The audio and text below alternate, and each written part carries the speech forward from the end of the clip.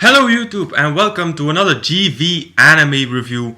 On today's menu we have an anime that broke completely with the stereotypes of its genre. And that anime is Gensou no Grimgar, or Grimgar of Fantasy and Ash. This was an anime that definitely surprised me in the past winter season by being completely different than what most people expected it to be. So Gensou no Grimgar takes place in a fantasy world called Grimgar, where several fantasy creatures like goblins and werewolves fight to exist next to humans. In this world, a group of 6 people suddenly appear out of nowhere. They don't know how they got there, but they soon realize that they'll have to fight to survive. The 6 of them being Haruhiro, Manato, Mokuzo, Ranta, Shihoru and Yume decide to form a party and work together to survive, which brings many obstacles on their path. Now before I start this review, there's one small spoiler that I have to tell about Grimgar. It doesn't really affect the storyline, but just to be sure I'll put it in a spoiler part. But as usual, I will tell you in advance when the spoiler is coming up, and I will provide you with a link to skip the spoiler part if you want to. So let me immediately start with the biggest positive point about Grimgar and what made it stand out so much.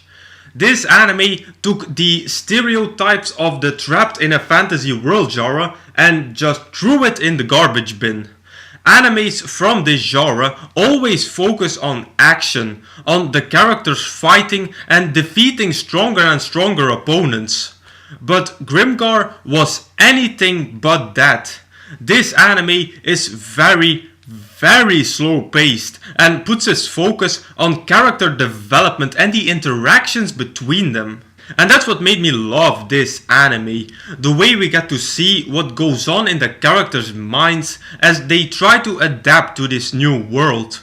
We get to see their struggles, their problems, their emotions in full detail, and that's so atypical for this kind of animes. Characters in these kind of animes usually don't have a lot of psychological development. Everything is focused on them improving their physical skills. But that's only secondary in Grimgar. Here the psychology is primary, and that delivered many intense and dramatic moments. Let us then say something about some of these characters, starting with Mary.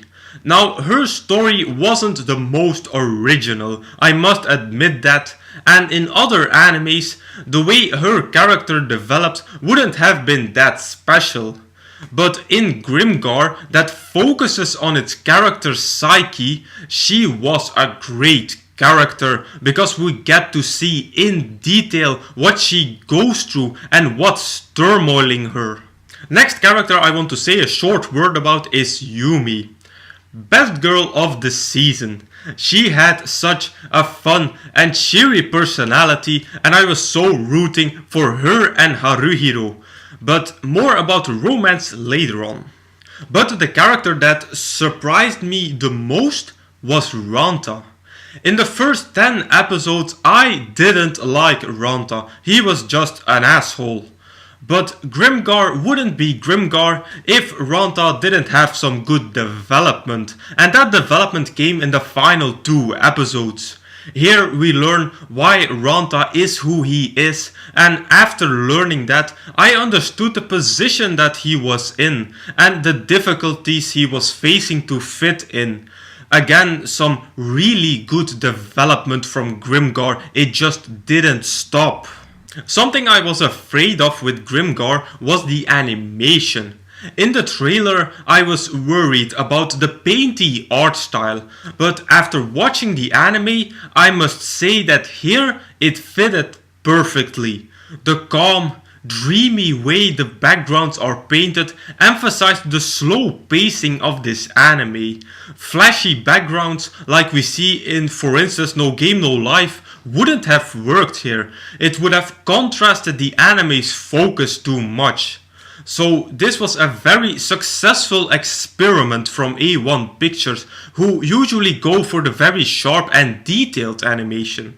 Another very positive point of Grimgar was the music. The OP New Day and ED Harvest were already good, but where this anime again stood out from the rest was with their insert songs and OST. When Grimgar was airing, I read that some people were complaining of it having too many insert songs. I must strongly disagree with that. Those insert songs were gorgeous and added an extra layer to the anime. The scenes where we got to hear those insert songs, and for the rest nothing of speech for the whole 2 or 3 minutes, were the moments that this anime spoke its loudest words. Here we didn't experience the character's thoughts through speech or inner monologue, but through facial expressions. Through their behavior, we could read what they were thinking and feeling at that specific time. This was incredibly powerful, especially after what happens in the first part of the anime, which I'm not going to spoil here. And using that body language to send us, the viewers, the thoughts of these characters is so difficult, since we rely a lot on what these characters say to understand them. But A1 did an amazing job doing this, and it's again something that was very unique for Grimgar. Now follows the section where I will tell a small spoiler about the end of the anime, so click the link on the screen to skip it if you haven't seen Grimgar yet. The small spoiler is about the romance in Grimgar. Previously, I mentioned that Yume was best girl to me, and I was rooting for her to get in a relationship with Haruhiro. And in the first episodes, everything was pointing in that direction. But as soon as Mary appeared on the stage, I knew that that wasn't going to happen anymore. But I couldn't be angry about that. It was obvious that the most intriguing female character would eventually kind of get together with the main male character. But the biggest surprise in terms of romance came in the final episode, where we get a precursor to a possible relationship between Yumi and Ranta. That was something that I didn't see coming, mostly because I didn't like Ranta until the end of the anime. So that was a big surprise, but not a bad one. Instead of one relationship that I started out with, I got 2, so it was a win-win situation.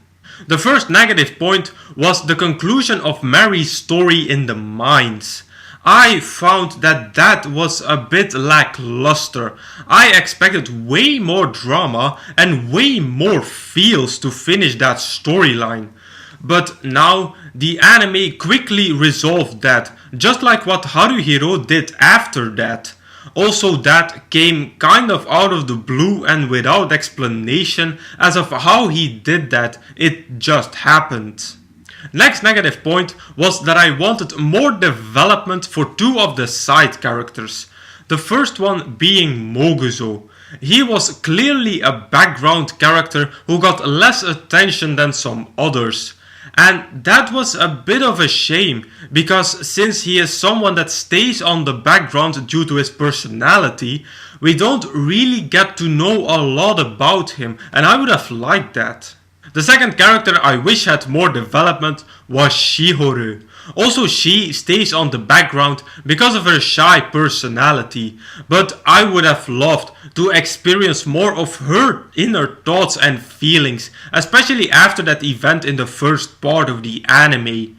It was clear that that had a very big impact on her for very obvious reasons, and there were a few moments in the anime where this inner turmoil came to the surface, which then also delivered some of the most feely moments of the entire anime. But besides those moments, Shihoru stays in the shadows, trying to deal with her grief in silence, and I understand that because of her personality. But it would have been so interesting and so feely if we dived more into her psyche from time to time instead of focusing on Mary all the time. Next small negative point was the big editing error in the final episode. How did the animators of A1 miss that? One moment Ranta doesn't have his helmet on anymore. The next shot he has, and the shot after that the helmet is gone again. A very childish mistake to make for a big studio like A1.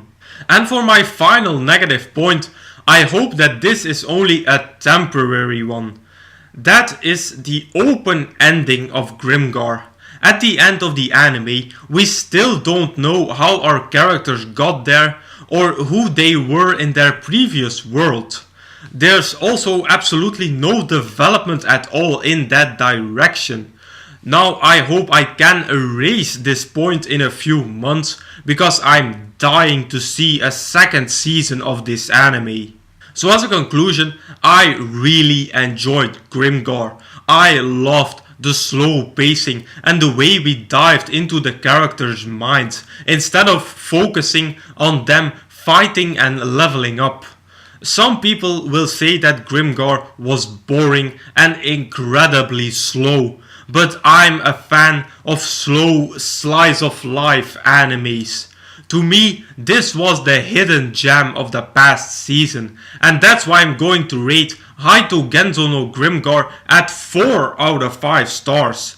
I hope that A1 will make a second season of this anime with more budget. Because this season it was clear that Bokudake ga Inai Machi got the bigger cut of the budget over Grimgar. There's enough source material left in the light novel and Grimgar was pretty popular, so I expect a second season of this anime. There are a lot of animes out there that use the concept of trapped in a fantasy world, like Sword Art Online or No Game No Life.